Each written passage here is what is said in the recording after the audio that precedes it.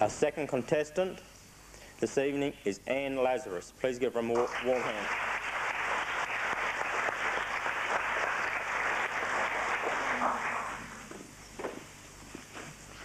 Mr. Chairman, ladies and gentlemen, I'm not really nervous, you know. It's just that I'm thinking that every time you point your finger, or stamp your foot, or poke out your tongue, you've been using a special kind of language. It's a language you don't have to learn. It's a language you don't have to speak.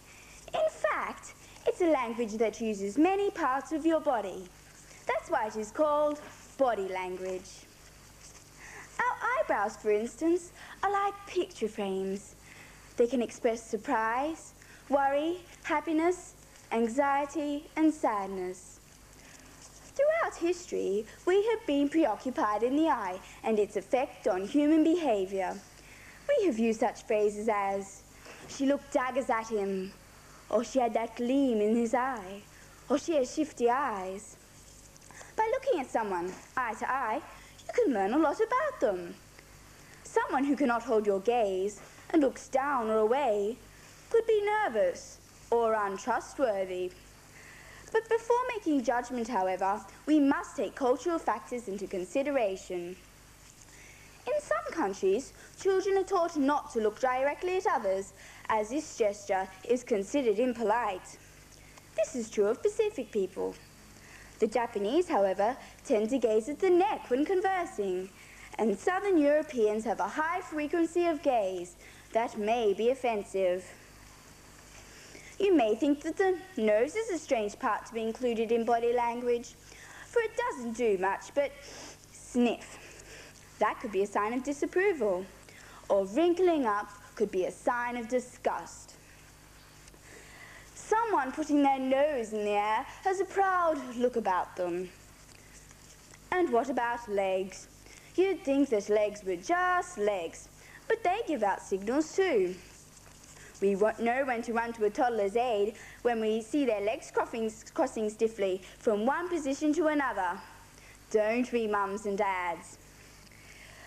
Folded arms and legs tell an observer that the person using these gestures is not relaxed. Have you heard of a dead fish handshake? Well, next time you shake hands with someone, make sure it is nice and firm. Otherwise, you could be accused of having a weak character. Animals also use body language. When a cat is content, it will purr. When it is angry, it will puff up its fur and spit as well. A dog is as happy and excited when it wags its tail, and a chimpanzee smiles to show fear. How do you sit on a park bench when you wish to discourage others? What body language do you use? If you don't want to share the bench, you will position yourself in the center. This will indicate sit and you are intruding. But if you don't mind sharing the bench, however, but just want privacy, then taking a seat at the end will indicate the need to be left alone. Body language can be used to find out about yourself and others. How do you move the way you do? How do you manage space? Where do you sit? In a chair in the corner of a room? With a group of friends? Or with a stranger? Which spells security and which spells maturity? The clever use of body lowering and the use of territory can help save you from being booked by a police officer. Here are a few hints. The first thing to do when flagged down is to get out of your car and go over to his car, which is his territory. Bend your body over so that you are smaller than he is. Start by lowering your status by telling him how sorry you were and point out the errors of your ways. With your palms out in a trembling voice, ask him not to give you a ticket this time. This type of behavior shows the police officer that you are not a threat and often causes him to take the role of an angry parent, in which case he gives you a stern warning and tells you to be on your way without a speeding ticket. Watch people. Watch how they fold their legs, feet and arms. You've been playing the game of body language all your life, unconsciously. It won't be dull. But while studying others, however, remember one thing. While they're looking at you, they'll be looking at you.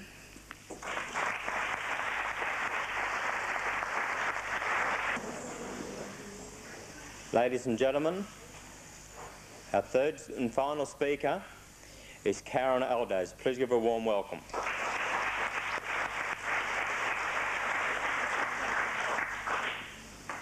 Imagine, if you can, being trapped like a prisoner in a city surrounded by a concrete wall. Mr. Chairman, ladies and gentlemen. By 1961, Russia was becoming highly alarmed at the continuous wave of refugees leaving East Germany. In the summer months, 20,000 people a day were crossing over the border into West Germany. In the previous year, 200,000 East Germans had crossed over, and by now, the East German government was desperately looking for a remedy. The country was fighting a losing battle trying to rebuild its shattered economy, and with the loss of so much of its workforce, it could not afford to be weakened any further.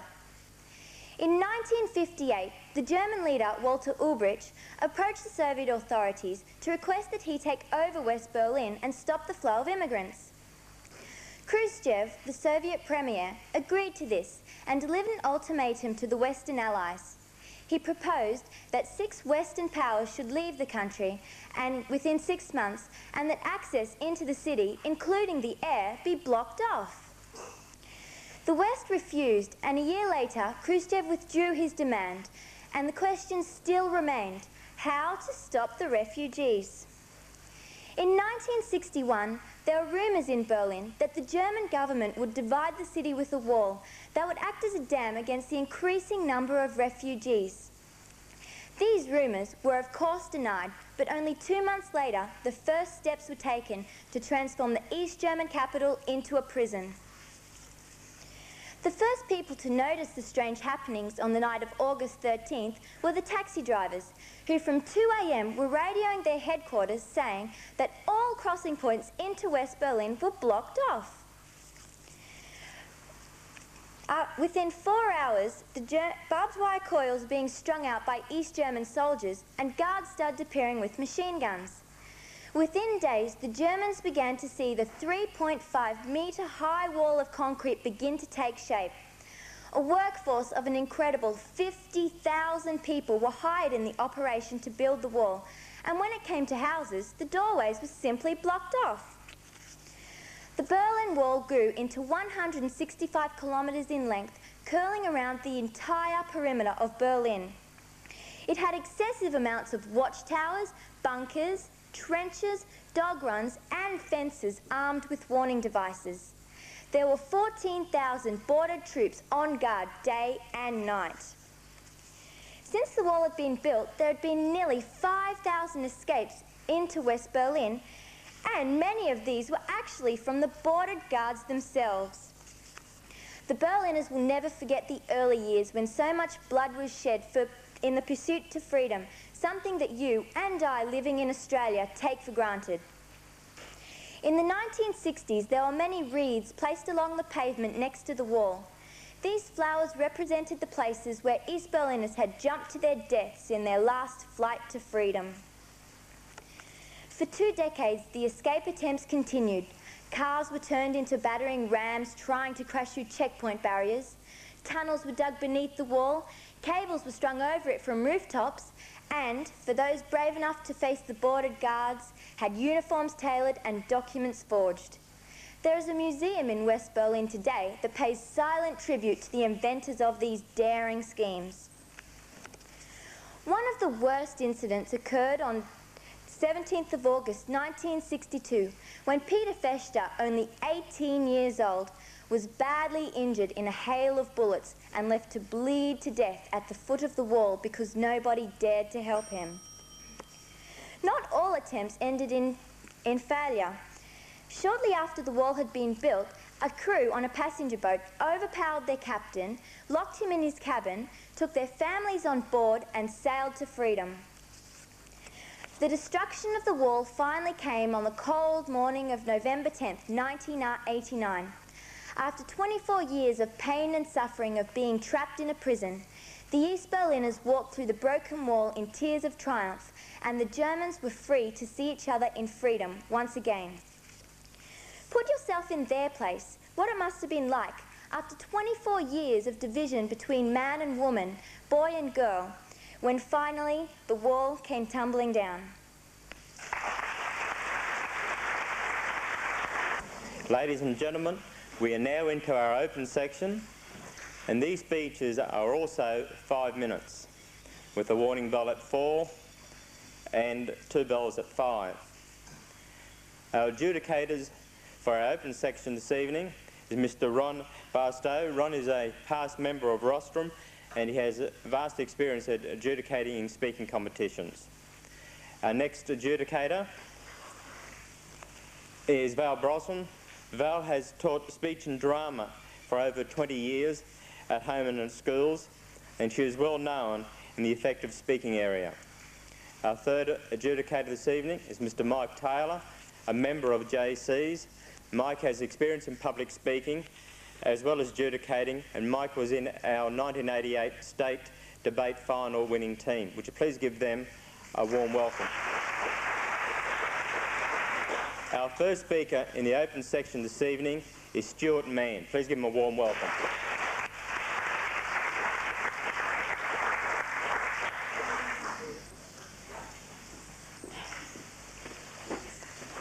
Good evening, Mr. Chairman, ladies and gentlemen. Just recently, I was browsing through old newspapers looking for a likely topic for a speech. And after reading just a few headlines, I felt like cutting my throat. Every item was just so depressing. Were you sickened by the photo of Dr. Victor Chang's body lying in a gutter? Gutter being the operative word. Good journalism, decent law and order, or just plain good news seemed to be a lost cause. Sensational headlines coupled with repetitious half-truths really turned me off reading newspapers. Most newspapers work under the guideline of don't let the truth get in the way of a good story. Fair dinkum, I think the only reason why people buy newspapers is to wrap their fish and chips up in them. My grandma only buys them to find out who died. Has our society sunk so low that the only news we're concerned with concerns death, violence, global warming, vandalism, corruption, polluted oceans? The list goes on and on. But my point is, it's all bad news. Does it follow that good news is no news at all? These are some of the items I would love to hear. Here's a good one for starters. Terry McEnroth, the State Minister for Police, was assaulted whilst walking through City Place, thereby admitting what most Cairns people have known for the last 3 years: Cairns needs more police. Here's another. World mapping authorities have agreed to leave Cairns off all future maps. There are far too many tourists coming to Cairns, the Mayor said. There are also a few new laws passed.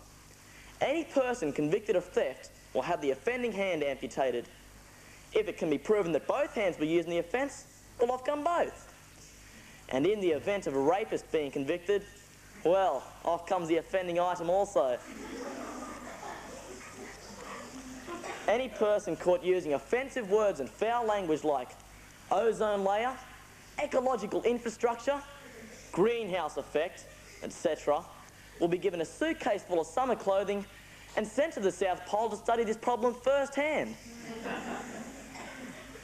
This item highlights the inconsistencies of our judicial system. 2 judges were caught riding their bicycle without wearing safety helmets.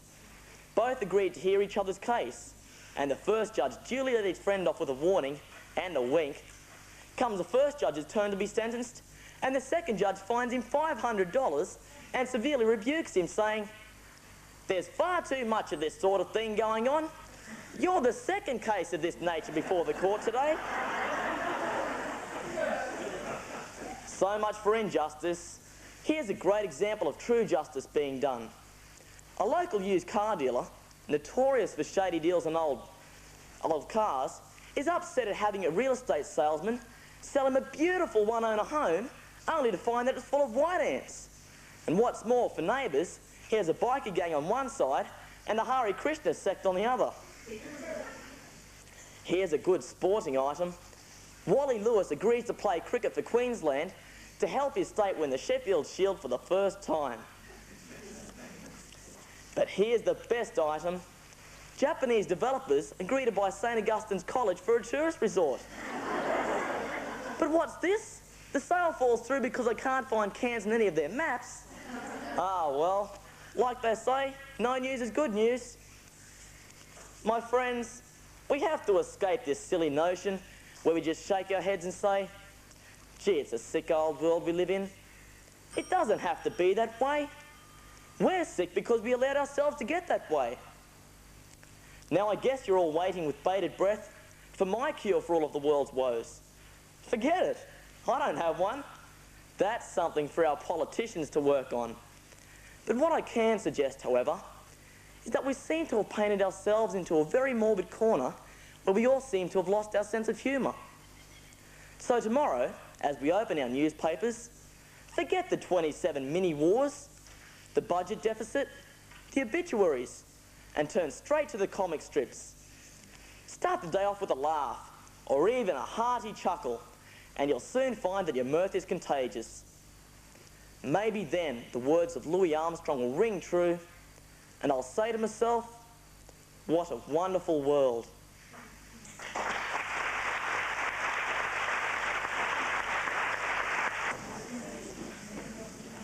Ladies and gentlemen, our second speaker in the open section this evening is Karen Field. Please give her a warm welcome.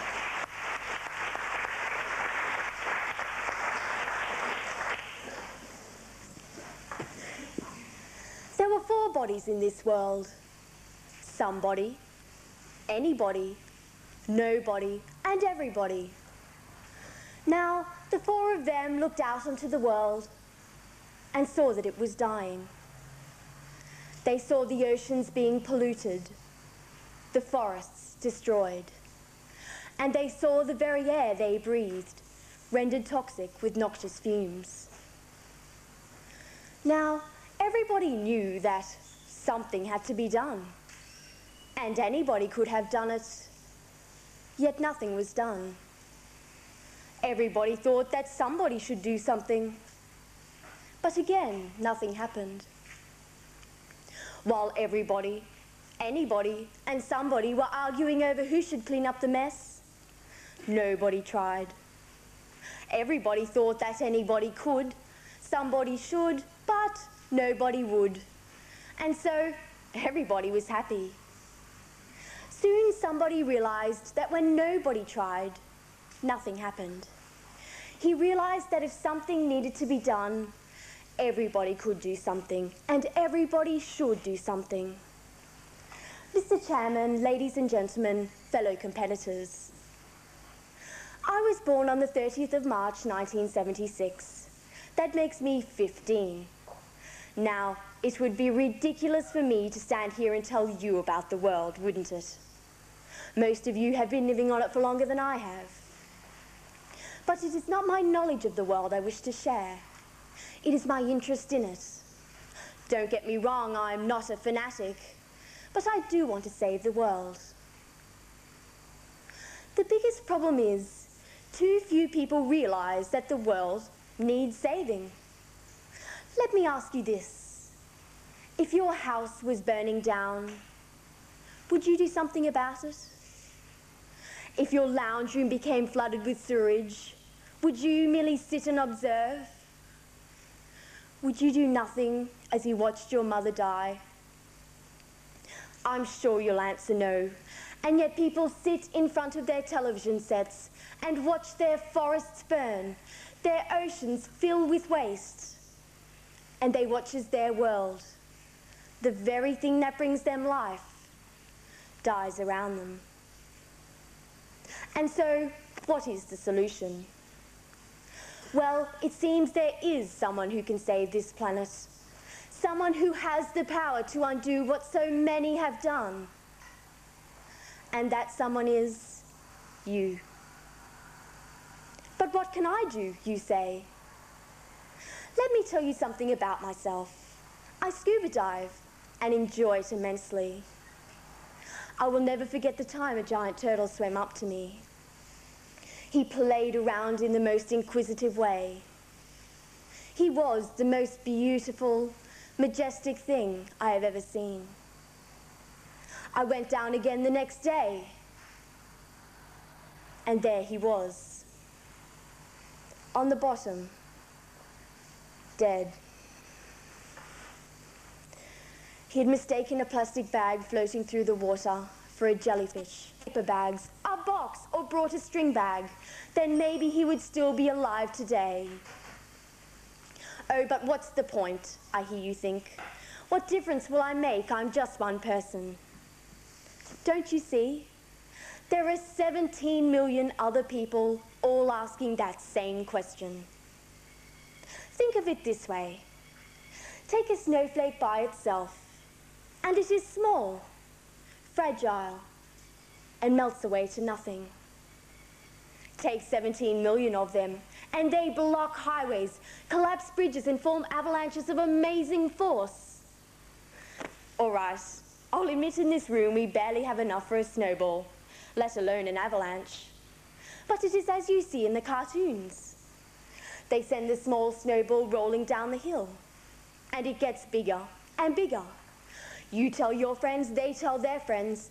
After a while, recycling will become commonplace in our community, and plastic packaging will disappear off the supermarket shelves of the world. Pretty soon, you have your avalanche. And so, ladies and gentlemen, help me. It is in my interest, in your interest, to save the world. It is our home. If we do nothing, then we are nobody. But if anybody tries, they will become somebody. Enough somebodies means we end up with everybody.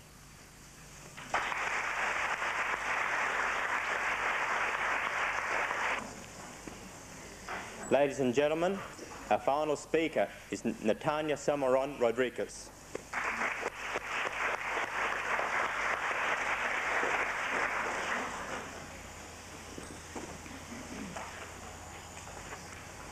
It is dawn. A lonely jogger jogs along the Cairns Esplanade, unaware that his flashy new training shoes have been sighted by a less fortunate person than himself. In an attempt to steal the shoes, he shoves the jogger behind a toilet block, holding him at knife point.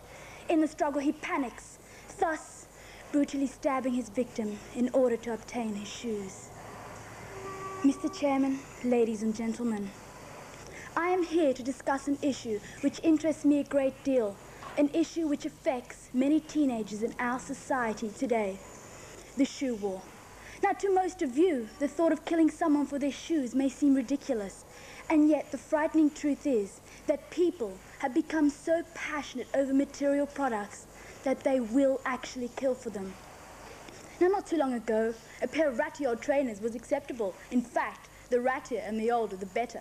But now it's untrendy, uncool, and embarrassing if you're not wearing this month's state-of-the-art basketball trainer. No shoe is acceptable unless it has been gelatinized, hexalyted, torsioned, energized, and then pumped up with pressurized gas. I mean, let's face it, looking at the sole of a trainer is like looking underneath the hood of a car. The modern trainer is constantly evolving in its search for perfection. Last year, Americans spent $3 billion on trainers, as they're required by 93% of the population. And you will find there is an endless supply of trainers with companies like Nike, Reebok, Cons, Brooks, and Adidas keeping up with the demands of this trainer-crazy society. So what is the right shoe for you? Reebok alone has over 175 different models, totaling to more than 300 different styles, while Nike lead the way with more than 400 different models, totaling to more than 1,000 different shoes for 24 different sports. And there are shoes available for just about any sport: cycling, running, abseiling, and of course, the newest addition, the bungee jumping trainer. So, what do you wear with such superb super technology? Well, now there is even a boot-like laceless object called the Aqua Sock. And if that doesn't suit you, how about thermoplastic stability straps for those essential trips to the corner shop. It is a fact that 80% of trainers ever sold are never used for the sport they are designed. So what does it cost to own a pair of sporting technology? Australian sporting outlets will sell you a pair of low-grade trainers for around $40 to $100, while top-grade trainers may be purchased from around $110 to $300. And those of you that dare to take a step higher may purchase a pair of revolutionary Reebok pump for a mere $320. It is no surprise that with these prices, critics attack trainer companies of over-exploiting the street credibility of shoes. Companies are accused of luring inner-city kids into wearing flashy attire, earning the acceptance of the big guys on the block. Trainers are used to intimidate people. Promotional videos with the likes of Madonna and Michael Jackson sell trainers as no longer being an accessory. You will buy your clothes to match your shoes. Top-grade trainers have become the obsession of street gangs to mark themselves out, creating violence between gangs. One Boston gang has earned exclusive endorsement to Adidas. They even have an Adidas handshake. Notorious LA gang Blood and Crips wear British Knights BK or the Korean version CK. The initials respectively represent Blood Killers and Crip Killers. On these notes, it is no surprise that Australia has not yet authorised the sale of British Knights in this country. Sadly, fanaticism over trainers has led to the deaths of at least 5 black teenagers in America. And here in Australia, in Sydney, in our very own backyards, a youth was found stabbed under similar circumstances with his shoes and jacket removed. With these frightening facts, let me ask you, what has happened to our priorities? Has emphasis been placed on material wealth alone? Bearing this in mind, now tell me, could the cost of your next pair of shoes cost you your life?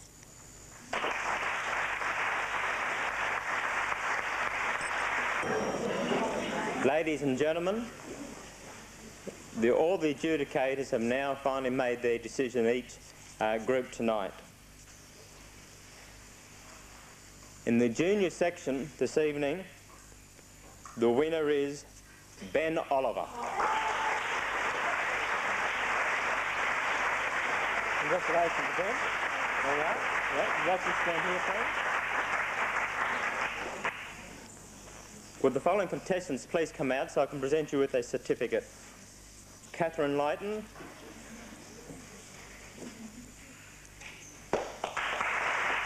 Catherine. Stand here beside Ben, please. Kate Williams.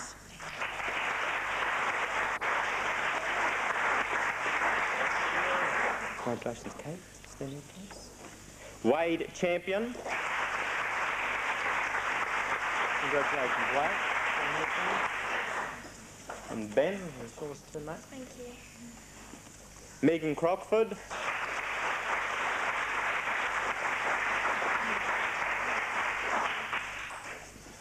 Yeah, Megan. And Fiona Veronese. There you are, Fiona. Ladies and gentlemen, please give a warm welcome to our sixth contestant.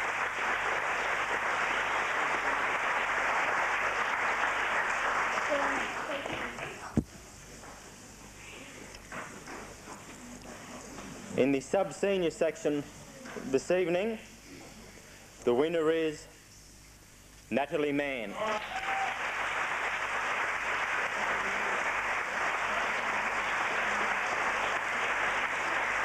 Congratulations, Natalie. Just stand there, please. Have the following contestants please come out so you can also have a certificate. Sarah Blinko.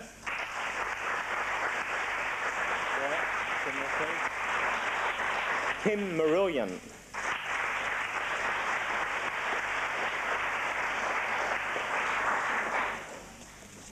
Thank you, Kim. Lee Cobb.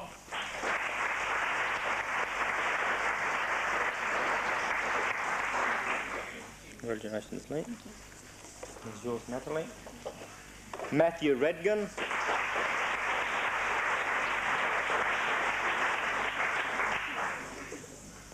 Congratulations, Matthew. And Emily Rigby.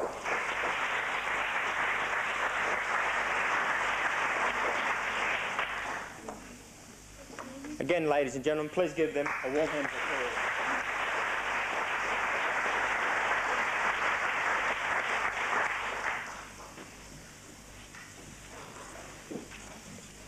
Now, for the senior section. The winner tonight is Paul Concelia.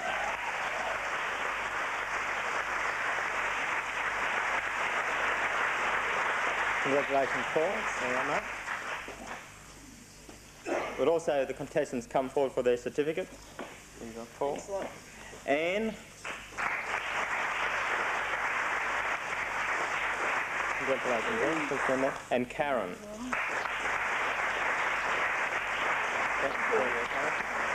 Also, please give them a warm hand of applause.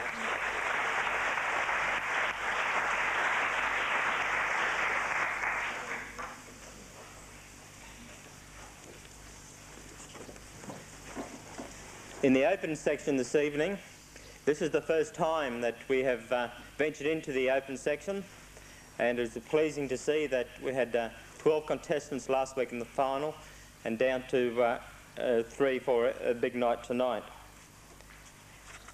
The winner, unfortunately, can be only one winner, and that happens to be Karen Field.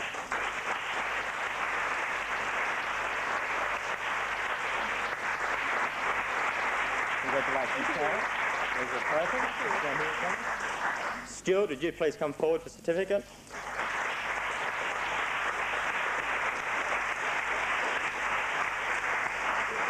Congratulations, mate. Congratulations. Karen.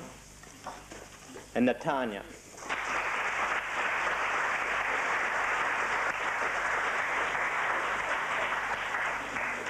Congratulations. Ladies and gentlemen, also give them a warm hand.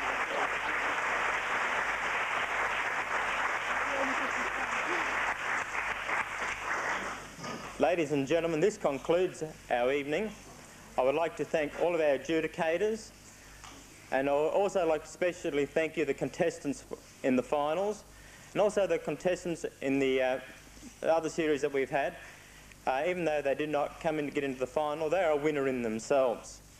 I'd also like to thank each of the schools involved and the teachers concerned at the schools, and also the contestants' parents. I'd also like to, on behalf of Jaycees, thank the principal of Warree High School for allowing the use of their premises once again. I hope you have all enjoyed this competition. I know that we have enjoyed putting it on. And we welcome feedback from you. Any points you would like to raise, please see us later on today or write to us. And we're going to arrange a meeting later on with all the schools and Jaycees to have a look at the competition. Any bad points you have picked up or any other things that you'd like to say to us. I'd also like to point out that the video this evening is for sale. If you'd like to see Mario or myself after, we can arrange a copy for you. I'd like to thank you all once again for coming this evening, and I wish you all have a safe trip home. Thank you very much.